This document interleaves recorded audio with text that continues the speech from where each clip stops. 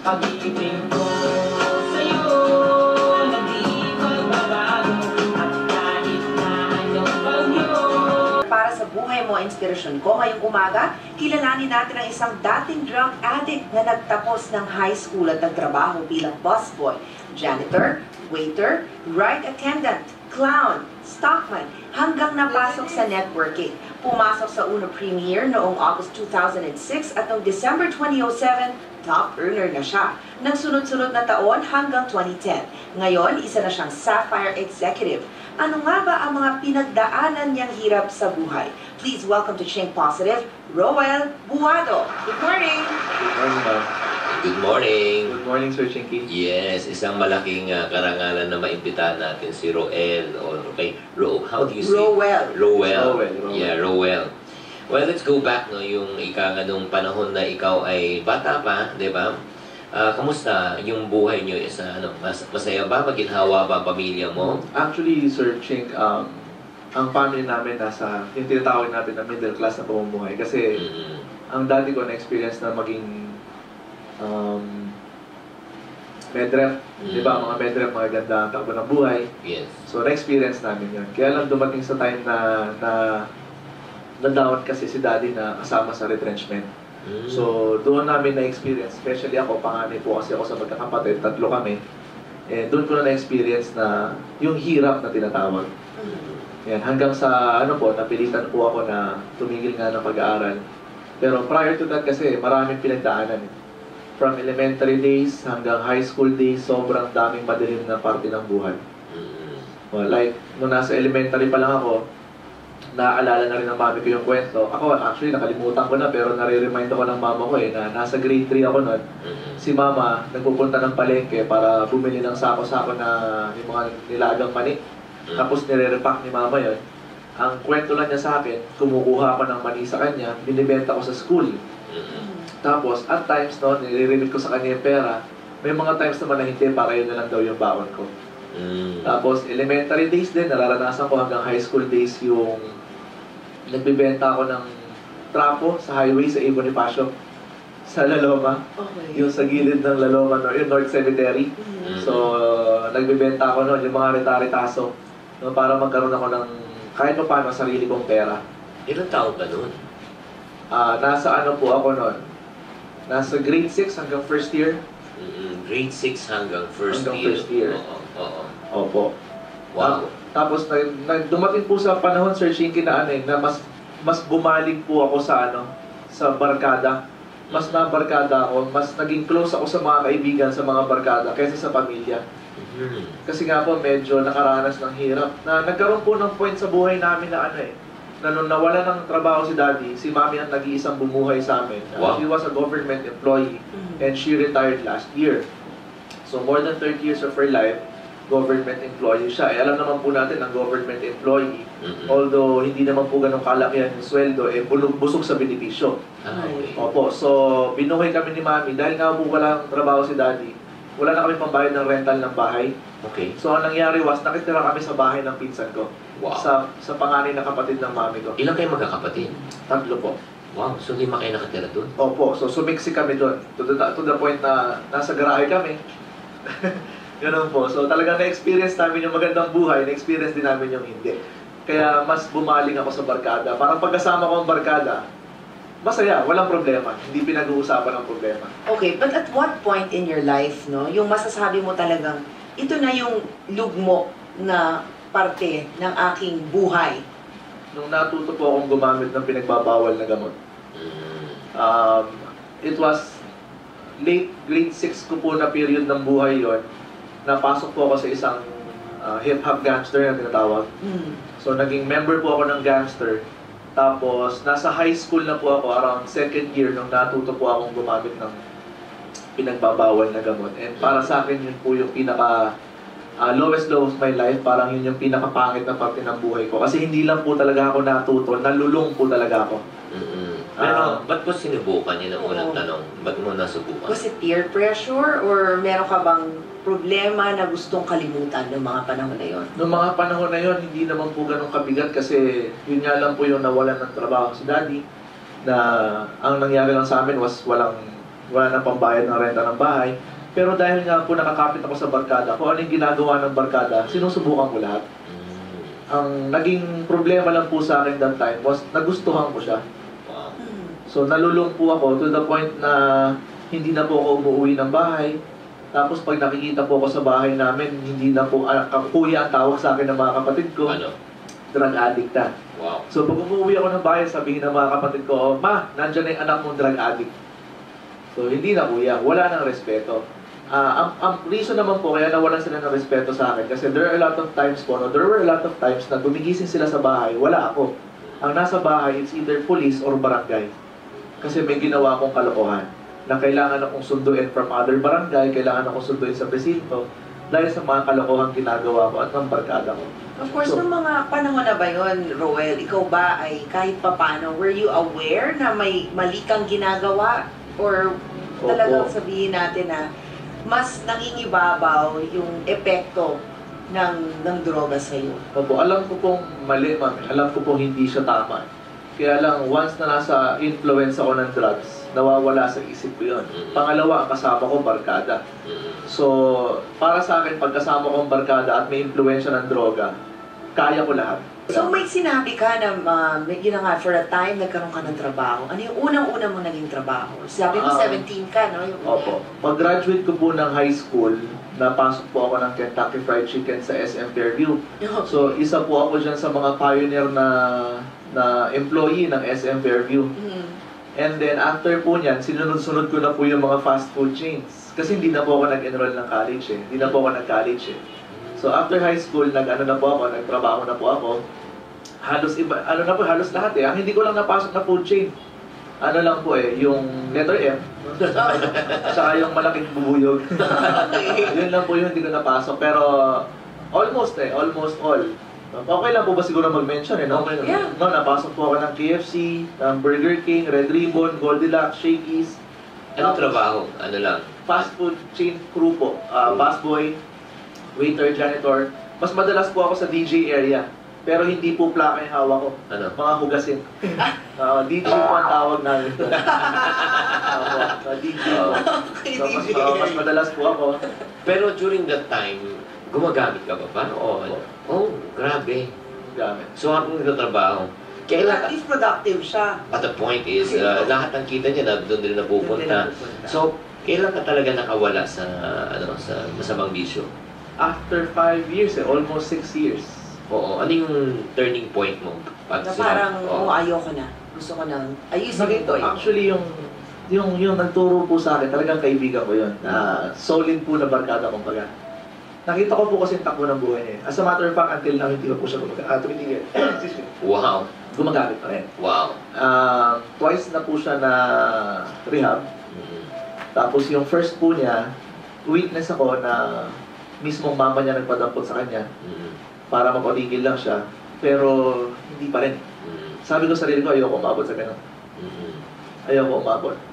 Nung nakita mo yung nangyari sa kaibigan mo at dinagukan ka nga ng tito mo na pulis, parang wake-up call yon para sa'yo.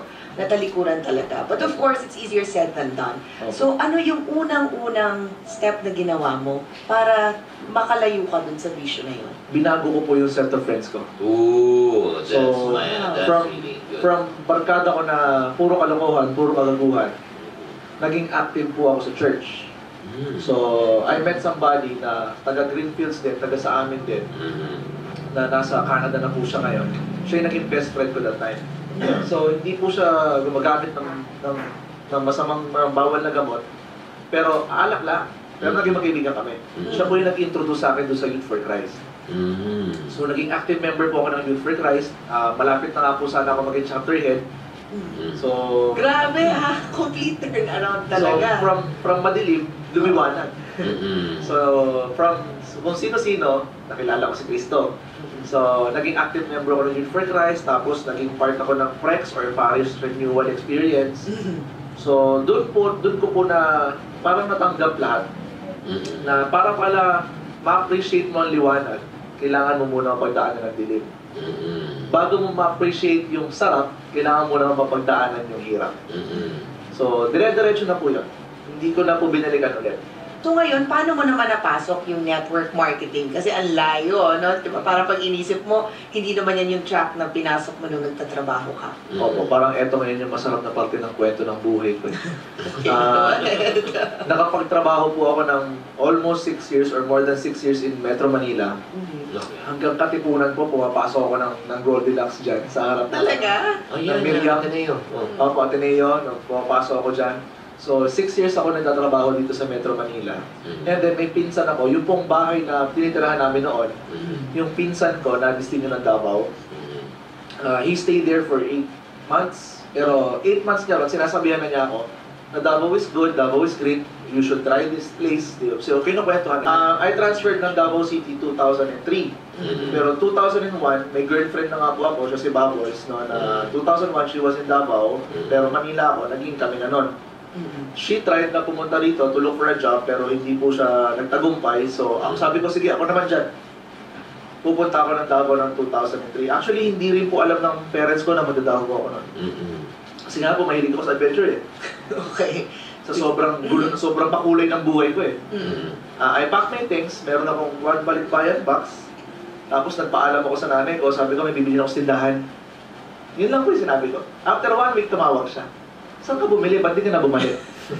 Sabi ko, nasa Davao ako. Sabi niya, kailan ka babalik? Sabi ko, hindi ko alam. So ano na ang ginawa mo sa Davao?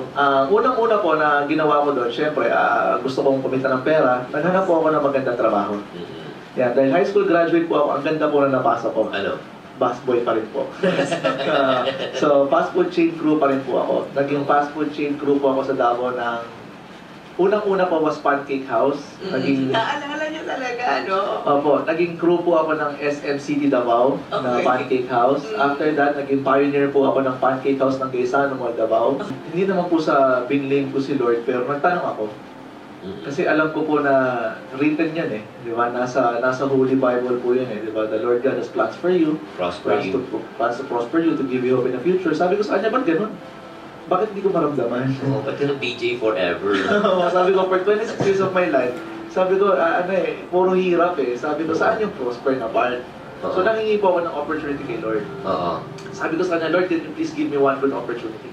Sabi ko, Lord, kahit mahirap, okay lang. Sanay na ako sa hirap eh. Kahit nakakapagod, okay lang. Tagal ko ng pagod eh. Kahit nakakagutom, okay lang. Sabi ko, bigyan mo ako ng magandang opportunity, gagawin ko yan.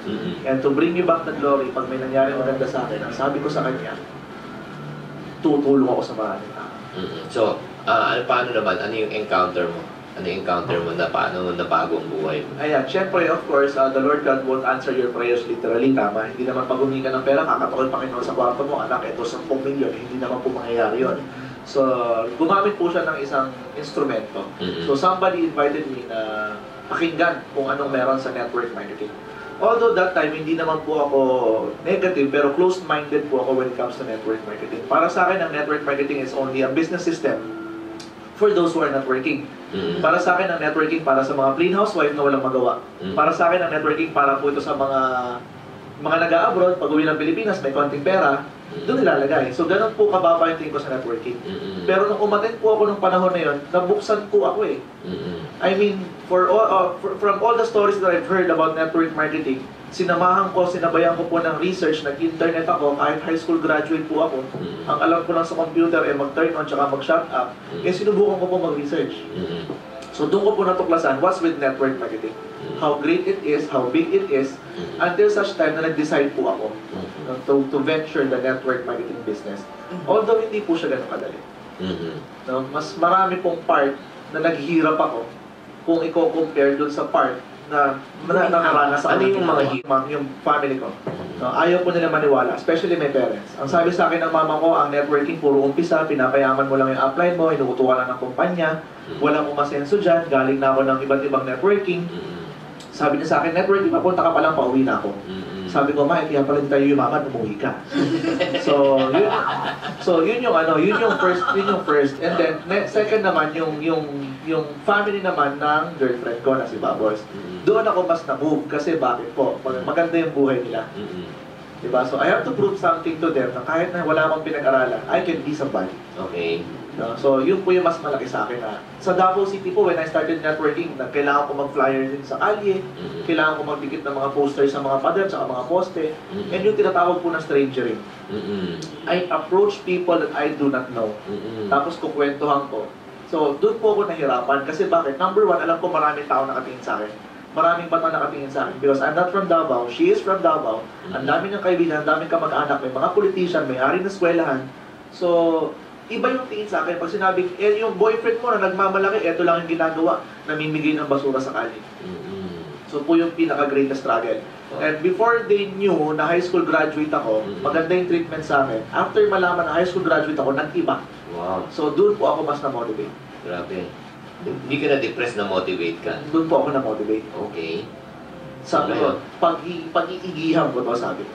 So, paano ka naman napasok sa Uno Premier? Ayan, I joined Network Marketing year 2005. I joined 2 companies pero hindi po siya nag-succeed. I don't call it failure. Kasi sabi nga nila, no, failure will only be failure if you won't learn from it. So, yung mga learnings ko po sa past 2 companies, o first 2 companies, in-apply ko po yun sa Uno.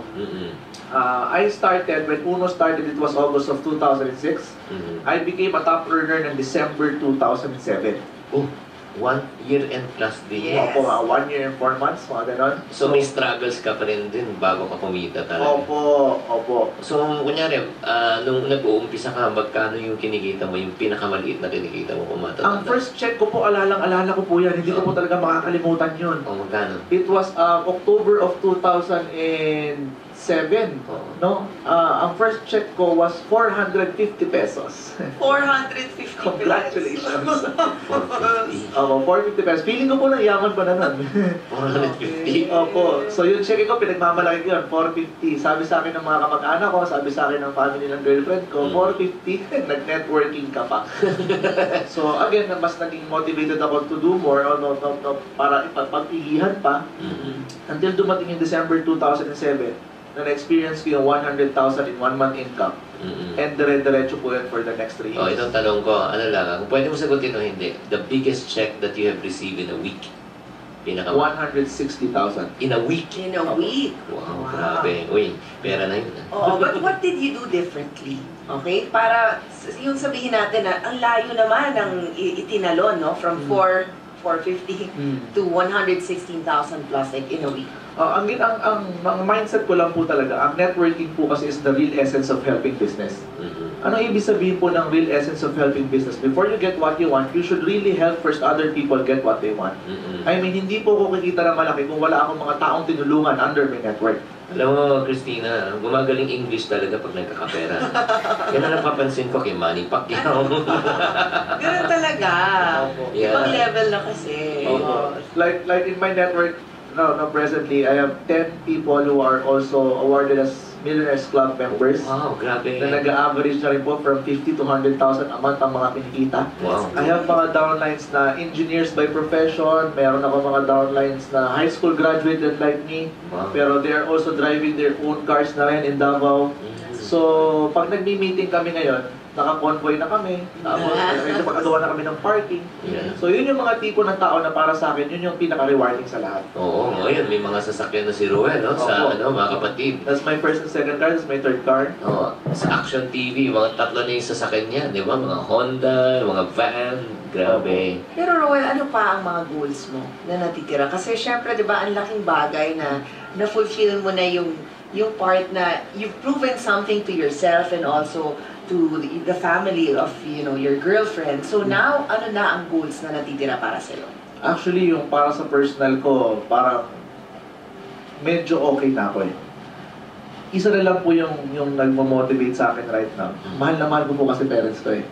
My mom is retired. She retired last year. Ang daddy ko hindi pa po maka-retire ngayon kasi nag-renta pa rin po ng bahay. So, ang greatest goal ko, makabili ng bahay at lupa for my parents. Kasi yun ang greatest dream ng mama ko up to now. So, walang kahit sino pwede magpatigil sa akin sa ginagawa ko dahil hindi sila magbibigay ng bahay at lupa para sa mga magulang ko. Ako rin. Walang pwede magsabi sa akin na hindi maganda ang networking kasi hindi nila ibibigay yung pangarap ng magulang ko ng bahay at lupa. Ako rin po yun. And that keeps me motivated all the time. Yes. Oh, that's great. Ang question right now, siguro may nagte-text ngayon, tsaka paano makokontakt si Ruel? Diba? Siyempre, I'm sure, may mga iba interesado. Uy, baka nakaka-relate sila, busboy sila, or ano, diba? Na gusto nyo mabago. At umunlad ang buhay. Oo, paano ka makokontakt? Alright, sa mga listeners and viewers po natin ngayon dyan na gustong mag-try ng network marketing, na gusto rin umasenso, gusto mo bago takbo ng buhay ng paunti-unti, you can reach me through my mobile numbers. Ang smart number ko po is 0998-539-2377. Ruel, no, parting words para sa mga taong dumadaan din sa sobrang hirap, pagsubok, or let's say mga addict na ngayon nakikinig. No? Lulong Ngayon, na lulong sa masamang wala bisyo. pang tulog ngayon. Anong masasabi mo? Parang ako po, wala pa rin po ako tulog. Pero hindi ka na addict ngayon, di ba? Hindi na po, hindi na po. Oh, wala siyang tulog. Galing pa sila sa meeting, business meeting. Grabe. Okay. Alright, so it doesn't matter kung saan ka ngayon, it doesn't matter kung saan ka nanggaling. Hindi importante yung nakaraan, hindi importante yung kahapon. Ang importante, anong gusto mong makuha, anong gusto mong maging, saan ka pwede mapunta. Alright, so hindi importante kung kulang ka sa pinag-aralan, hindi importante kung kulang ka sa pananalapi, ang importante po yung tinatawag natin kagustuhan. Kung gusto mong umasenso, ang daming pwede mangyari. Kung gusto mong umasenso, ang daming mong pwede magawa. Ito lang po yung like ko ina-advise sa mga gusto mag-umpisa. Magkaroon po tayo ng tinatawag na entrepreneurial spirit kung tawagin. Naging tagline po ito ng isang commercial ng energy drink. Tibay ng dibdib at lakas ng loob. Kung meron ka nito, wala kang talo. It applies. Lakasan lang po yung loob natin. Iwanan yung mga masamang nakaraan. Humarap sa panibagong buhay. Ang importante po, yung ngayon at yung bukas. Hindi na po yung kahapon. Yun lang. Thank you! Nakakatuwa. Tamang-tama yung pagpili mo kay Roel. Oo, hindi tayo nagkamali Hindi talaga. ka talaga nagkamali. You did not disappoint. Thank you once again to Enjoy Roel Buado. Salamat sa pag-share ng iyong buhay. Salamat. Talaga. At good luck sa goal mo. Thank Alam mo, you po. ipagdadasal namin na Thank you po, thank you makamit po. mo yung goal mo na yun. Dahil talagang iba din, no? Kapag mahal na mahal mo yung mga magulang mo at gusto mo lang ibigay sa kanila yung matagal na nilang pinapangarap. Okay, so Well, daghan salamat sa inyo, Ruel. Thank you. Thank you so much. Salamat sa Wala akong pera kahit na butas sa aking bulsa, kahit pa maong ko'y kupas na, at kahit na marami dyang iba, ganito man ang to. Wala ka sana sa aking simpleng dahil ikaw ang aking dalang ibagay, yabang ulang sa'yo. Pag-ibig